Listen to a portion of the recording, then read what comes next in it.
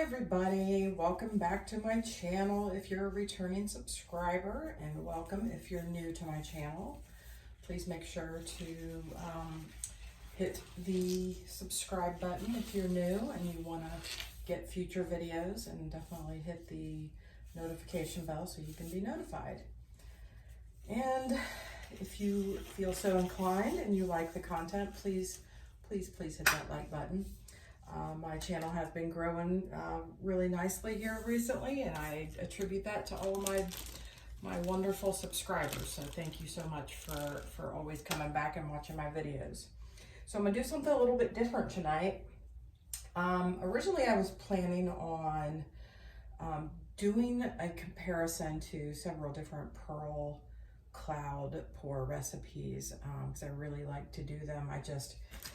I always seem to revert back to the bloom or the Dutch pour. So tonight we're going to do a pearl pour in all metallic paints. So fingers crossed this turns out. I'll post it regardless, but I'll let you know my colors as I lay them down. And this is going to be a pour over. So we are going to get started. And forgot to mention, there was this beautiful sunset tonight with oranges and blues, and it was gorgeous. So this is pretty much inspired by the pictures I took of the sunset tonight outside of the front of my house. And just for inspiration and viewpoint, I may add a few of those photos that I took to the beginning or the end of the video, depending on which one makes sense. So with that said, we're going to get started. I have three different colors of blue. So like I said, there were lots of blues and oranges in this. There seemed to be a dash of pink, but when I took the photos, I couldn't see the pink. So maybe I was just imagining it. So I think this is a 10 by 24. It's just pretty much like a standard level 1 canvas. I usually do these when I'm like practicing a technique or something. So I'm gonna lay these paints out in kind of a different pattern. And that was Deco Art Metallic Deep Sapphire. I'm going to do the next blue, which I believe is Folk Art Blue Pearl. So that's this one.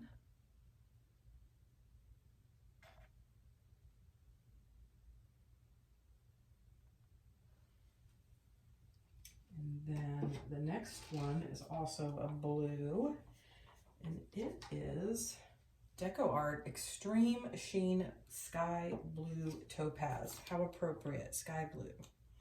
It's a really pretty blue. I really like it.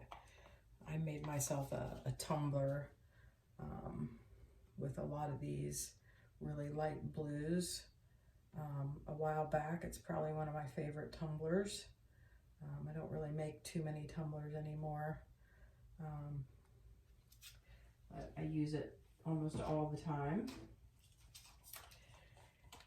And this next color is also Deco Art Extreme Sheen, and it is Coral.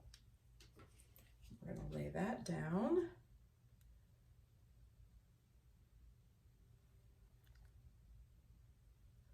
No rhyme or reason to how I'm laying these colors down. I hope that it presents really cool in the finished result. All right, and the next color is Modern Masters. I always wanted to call it Material Masters, but it's Modern Masters. What is the color? I don't see the name. Oh, Burnt Orange. Also appropriate for a sunset, right? I hope this really represents what I saw. I made more of some colors than others because I thought they were more prominent in the sunset than others. And my last color before I get to the pour over color is going to be also Extreme Sheen by Deco Art, and it is Obsidian, because in the sunset there's obviously lots and lots of black. And I think I may throw a little bit more of this blue on the top. I made extra of that. Let me throw a little bit more of that on. All right, okay, so that's all the colors. I'm gonna torch it now, and then depending on how many air bubbles are in my pour over color, I may torch it again. That's a lot of paint. It's actually probably way too much paint for that small canvas. I may tilt it onto another canvas. Let's do that. So let's get that ready right now before I start tilting. I'll get another canvas underneath here. Maybe we get 2 out of 1. Hey, all right. Okay, quickly, I need to get this pour over color on, and then we need to tilt as soon as I possibly can. All right, here we go.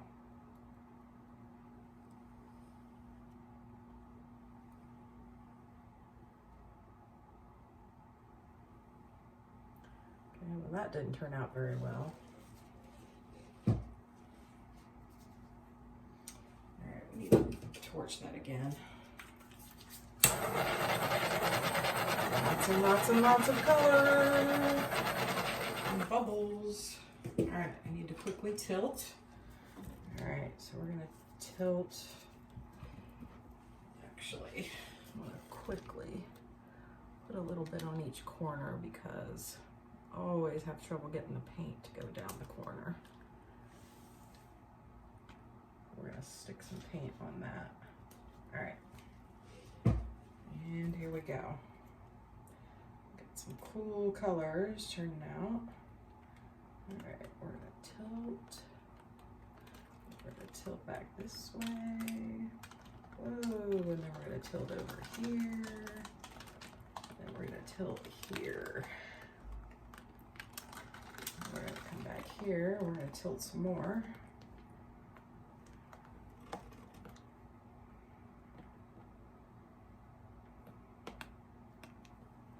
Yep, that is definitely enough paint for 2 canvases for sure.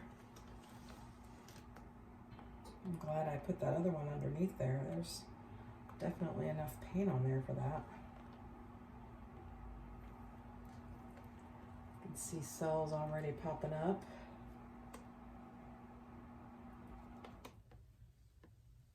Let me set this aside and tilt the second one. Torch it real quick. I almost put some gold in here with it as well. I changed my mind, so I'm gonna take this one over to where I have a place ready for it, since it's done dripping, if that ever happens. Okay. All right. 1, 2, 3, go. More dripping off. All right, here we go. Aha, made it. All right, I'm gonna wipe my hands real quick and I'm gonna torch that one, and then I'm gonna tilt this one. Let's see what we get.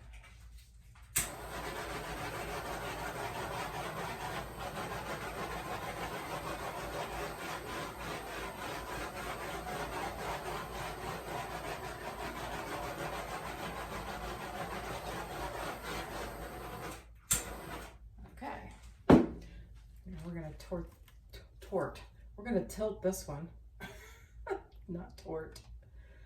All right, there we go.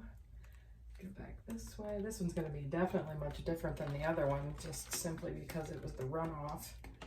And get the corners there. Get back up here to this corner.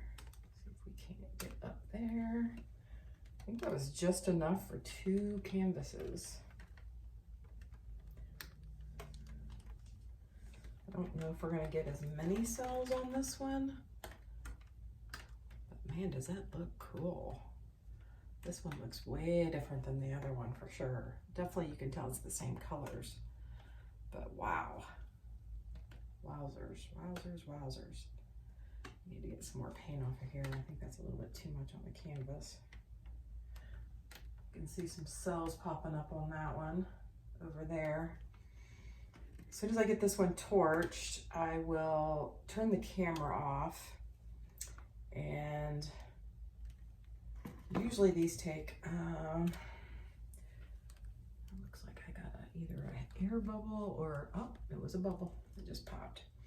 Usually these take anywhere from a half hour to an hour for all the cells to stop developing.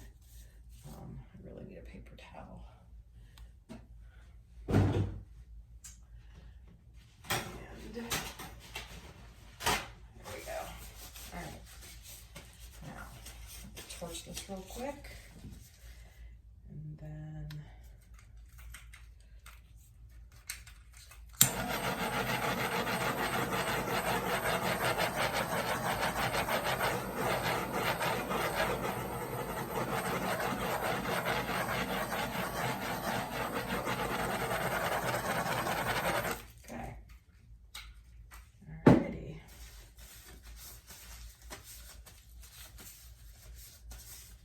okay, so I will bring you guys back in approximately half hour or so after these start developing and show you the end result.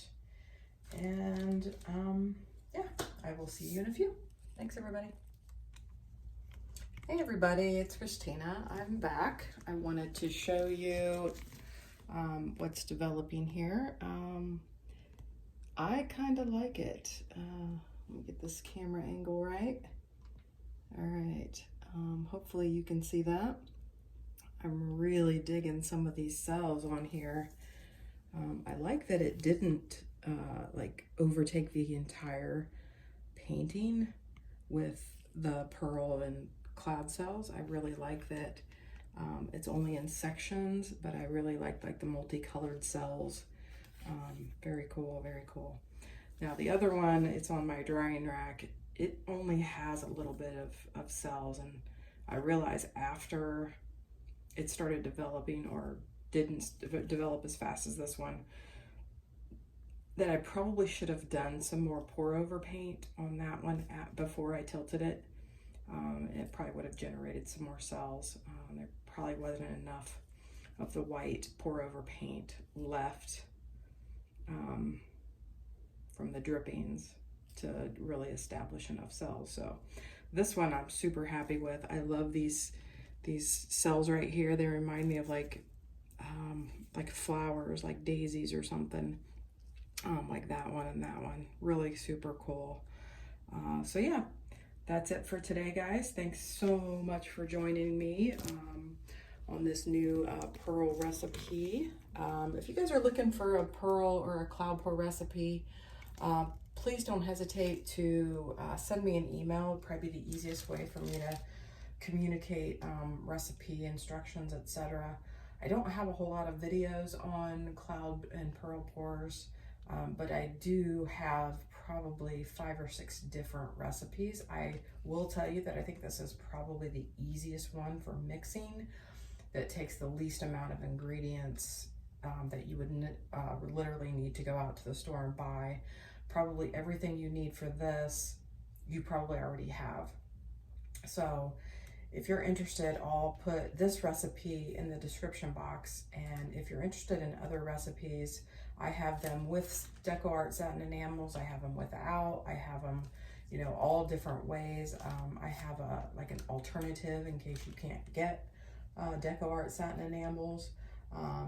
Like I said, I literally have 5 or 6 different recipes for this particular type. Each one is a little different. I find that when you put the DecoArt satin enamels in your recipe, the cells really take over your entire canvas. And I don't necessarily like that. I like it with about this much cells. Now I would have liked to have seen a few more in the black area here, but I mean overall, oh my gosh. I don't know if anybody saw this. I'm sitting here looking at this. I might have to bring it back down. It looks like an alligator here. It looks like his eye right here and his head. Let me see if I can get that into a point where you guys can see that right here. I see an alligator. Crazy, huh? Yeah, crazy things you see in your paintings. But anyway, so that's it for this. I'm sure a few more cells will pop up here and there. So when this is dry, I will get a photo of it or take a quick video update so you guys can see what it looks like dry. Now, in my experience with these Cloud and Pearl pours, they dry fabulous. And they dry much quicker than in a, you know, like a Bloom or even a Dutch pour in my experience, because right now I can see the sides are already almost dry. I mean, it dries so fast. So probably first thing tomorrow morning I'll get an update and I'll get this video posted so you can see the dried results as well. And while I was waiting on these to develop, I actually did a set of 5 coasters with this same recipe. I didn't use all of the colors. I picked only like 3 or 4 of them. They turned out pretty cool. Again, varied results, which is typically what you're going to get. You're not going to be able to repeat this over and over. So once again, thank you so much for joining me. I hope you liked the video. If so, please hit that like button, and I will catch you guys on the next video. Bye now. Hey everybody, Christina here. I wanted to do a quick update on this and show you the dried results. I'm going to go in closer in a few sections. I'm not like 100% liking the dried results as much as I do some other recipes, so I may mess around with this recipe a little bit for future endeavors, but I do like some of the cells. I feel like they lost a lot of crispness. It's kind of hard to say. So I know when I put my top coat on here, it'll really liven it up, but this black areas, ooh, it was a little wet and I didn't know it.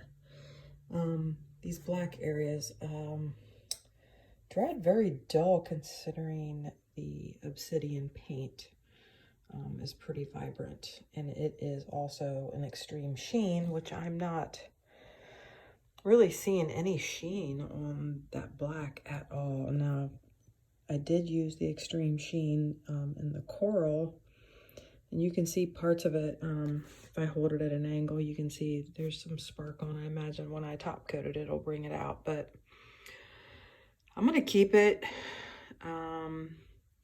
Go ahead and top coat it, and like I said, adjust my recipe. But there you have it, dried results. Thanks for joining me. I'll catch you guys on the next video. Bye.